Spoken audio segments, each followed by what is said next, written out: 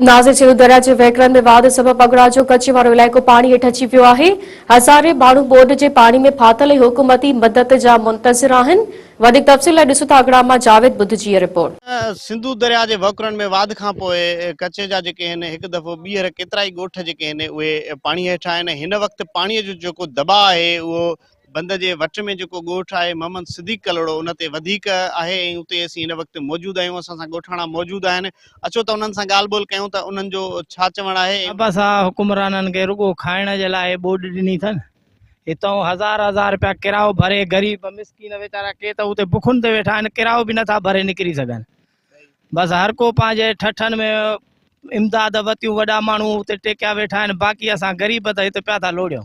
हुकूमत ऐलान जो कयो त कच्छ मां निकिरी अचो, पोइ तव्हां छो न निकिरो? हुकूमत सहूलियत न को टेंट आहे, न का शइ आहे, न का मालिकी आहे, त निकिरी बि काॾे निकिरूं। बस हर को पियो थो लोड़े वीचारो गरीब मिसकीन बीमारनि में। कल्ह हिकिड़े खे नाम खाई आहे, उहो वीचारो मरी वियो हुते। अॻ खां पाणी इलाही मथे उधो आहे, 2-3 आङुर अची वियो आहे, पाणी पोयां अचे थो। का डॉक्टर जी सहूलियत न आहे हिते। ॿेड़ी बि माण्हू जेको आवाम असांजो आहे किराए ते आणे थो, का सरकारी टेक न आहे।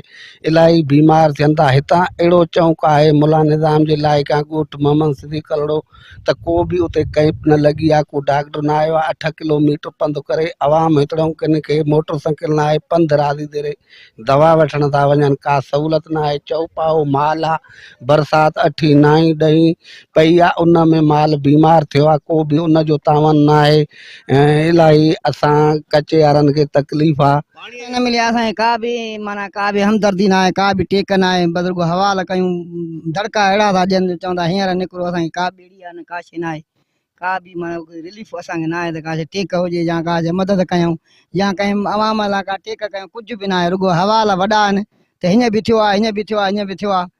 असांखे का बि टेक कान्हे, पर उफ बि न कई अथनि, फूक बि कई, लड़ी बि कोन आयो आहे। असां चवणु असांखे हर शइ मिले न।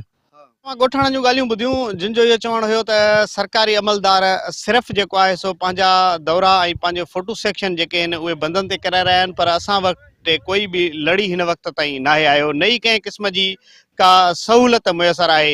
हुकूमत तरफ़ां कयल ऐलाननि जे जेको आहे हवाले सां हिननि ॿुधायो त अगरि असीं कच्चे मां निकिरूं त हुकूमत असांजे लाइ कहिड़ियूं सहूलियतूं पके ते कयूं आहिनि, या बंदनि ते के टेंट वग़ैरह का कैंप वग़ैरह क़ाइमु ई कोन्हे, वञूं त केॾांहुं वञूं। इन करे हिन वक़्तु ही पंहिंजे ॻोठ में जेके आहिनि उहे पाणीअ में फाथल माण्हू गवर्नमेंट खां घुर कई आहे त ख़ुदा वास्ते असांजी वाहर करे।